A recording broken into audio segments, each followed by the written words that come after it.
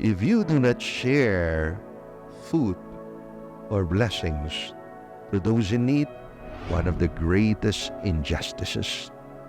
You know why? You are thieves. The greatest form of love, there are many forms of love, and the greatest form of love is mercy.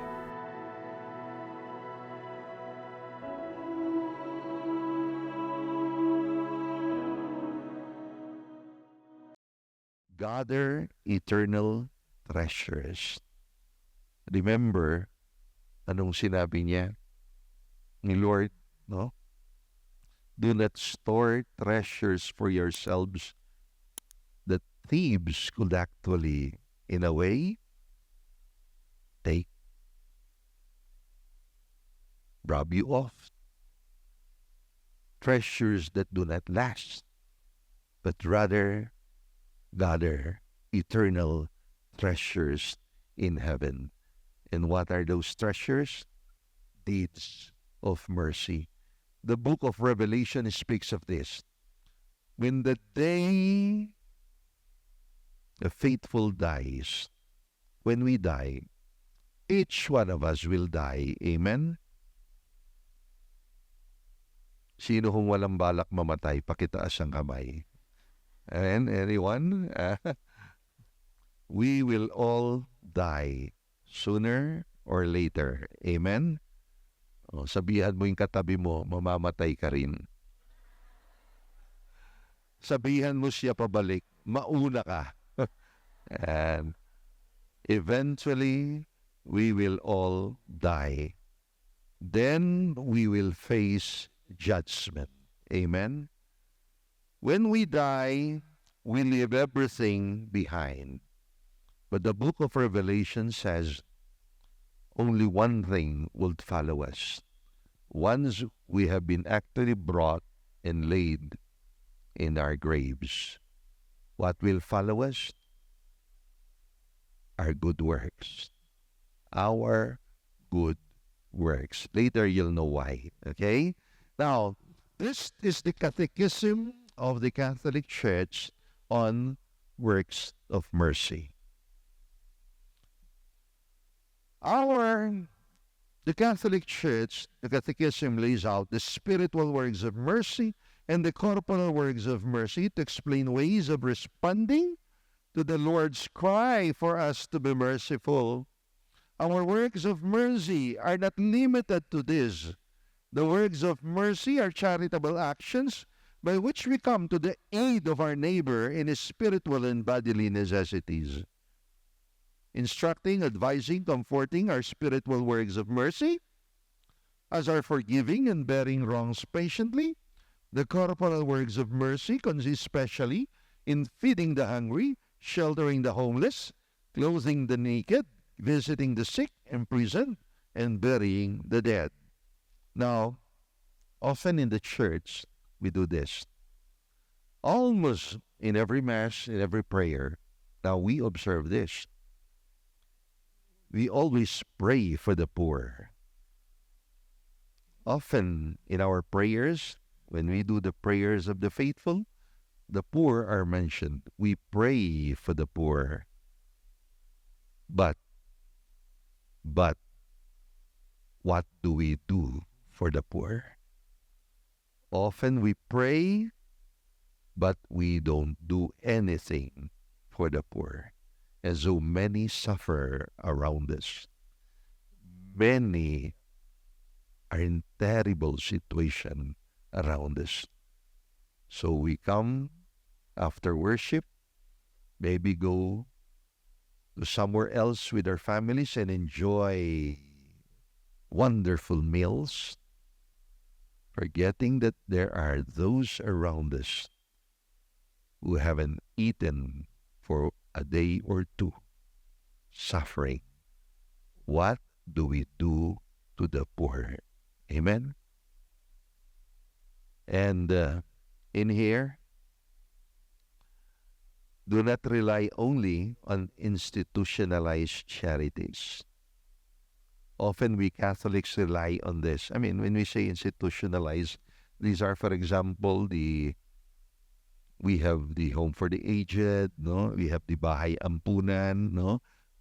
For we have some homes for abused, whatever, and that's where we do charities. Okay, but note, charity is also personal. You must personally perform charity. Is not only the institutions of the church. You yourselves must do mercy. Amen? Okay, this is critical and important. Remember the sins of Dives? What was the sin of Dives? Remember that parable of Lazarus, the poor man? And Dives, well, he had no name, but we called him Dives because Dives means rich in Latin. Remember that story and parable the Lord gave? Now, note that story. Dives was not an evil man. No. He was a good Jew. He never violated any laws. The 10 Commandments, he followed them. But he missed something. That's why he was damned. Every day, Lazarus was there, the poor man, Lazarus, suffering. He was in a way good because he didn't kick Lazarus out of his house. But Lazarus was there. He will feed sumptuously of his meals. And then Lazarus, Jesus said in the Gospels, will actually go after the leftovers. Tagalog, mumong, no? That are being thrown unto the dogs. You know, the rich men then, this is how they eat. They use no forks, no spoon. They have this big bread. And then they have these, meals of meat. No? After having feasted, or while feasting, they use tissues. They use bread. So they get those bread and then wipe the oil from their mouth and use that bread too to wipe their hands clean of mess and of the oil. Now, that's a bread with flavor now. And then throw it. And the dogs will run after those leftovers being thrown by the rich men of those times. And those were the leftovers Lazarus will actually run after together with the dogs. He was sick, blisters from head to foot, and the dogs would even lick his sores. And then eventually, both died. Amen? Poor man, rich man will all die. But then there was a reversal of fortune. A reversal of fortune. And what happened? Lazarus was in the bosom of Abraham. And the rich man was burning in Hades. What was the sin of the rich man? He never hurt Lazarus. He never violated the laws of God. He was a very good Jew. We call this sins of omission. Sins of omission. He omitted doing good. He omitted doing mercy. These are very important. And you know what Mother Teresa said? You want the fastest expressway to heaven? You want it? Fastest way to heaven is your neighbor in need. Is your neighbor in need. Mother Teresa said, when you give loaf to someone who's poor, to a boy, a poor, It's a double blessing. When we do charity, it's a double blessing. You give the hungry one bread, is blessed. But you're more blessed because that poor man gives you heaven. That will be your ticket to paradise. Amen? It's very important. It's very important. Now, St. John Chrysostom, great father of the church, if you do not share food or blessings to those in need, one of the greatest injustices. You know why? You are thieves, he said. You know why? Because anything extra you have doesn't really belong to you. You are but caretakers of the goods of the earth. They belong to all. Kaya kung minsan, you visit homes, and then you have in your cabinets, mga Pinoy, no? Filipinos, they love this when someone from abroad will actually send them gifts. No, you like corned beef, no, sausages, no, and the spam, no. The cabinets, they're all displayed on their cabinets, no, only for special occasions, for your eyes only. And then eventually they expire. They expire. But many, if you have neighbors suffering, you will account before God for those. Yeah, when you go home, look for those expired ones. Or check them. Any extra you have now, sometimes you have extra clothes.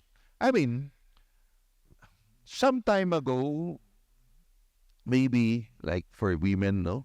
You had a beautiful body, you were young, you had wonderful clothes, no? Ano yung vital statistics, no?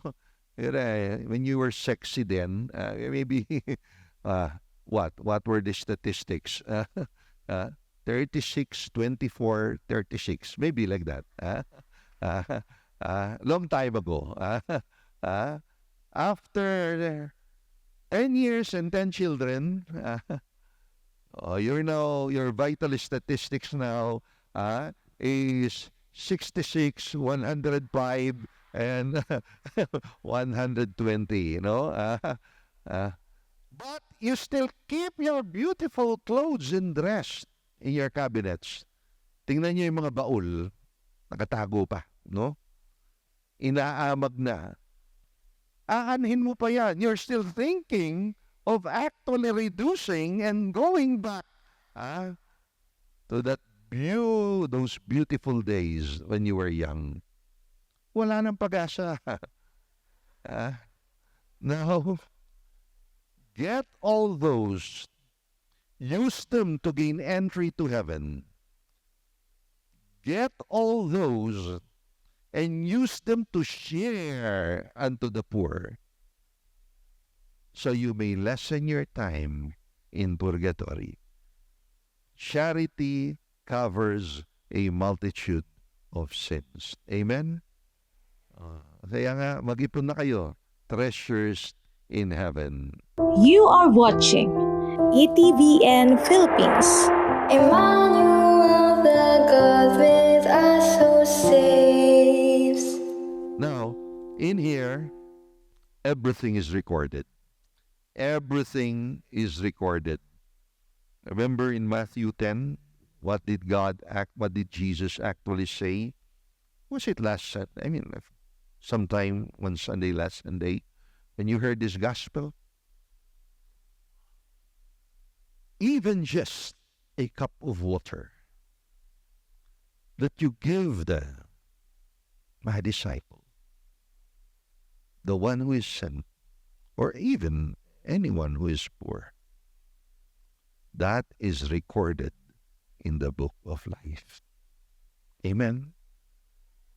it is not forgotten. Every good deed is recorded in the book of life. Often they invite us priests, no? In fiesta celebrations. They give us, of course, very nice meal and all. But sometimes it saddens us after having service, and then somebody who's poor comes around begging. Well, there's so much food, and then they will shoo them away. And there goes Jesus. And there goes Jesus. Amen? Share anything you can share the poor. That's why there's many poor sometimes around us. So you have the opportunity to go to heaven. There are many doors, said Mother Teresa, and you can use these doors to enter heaven. Saint Faustina, the Lord told Faustina, Faustina wrote, love is the flower, mercy is the fruit. Love and mercy are the same. Love and mercy are the same. Love, what St. Thomas said earlier, is the affective part. It's what you feel. And love put into action, when it flowers, St. John Paul said, mercy is love in action, and it becomes mercy. Love is the flower, mercy is the fruit. That love in your heart must become mercy.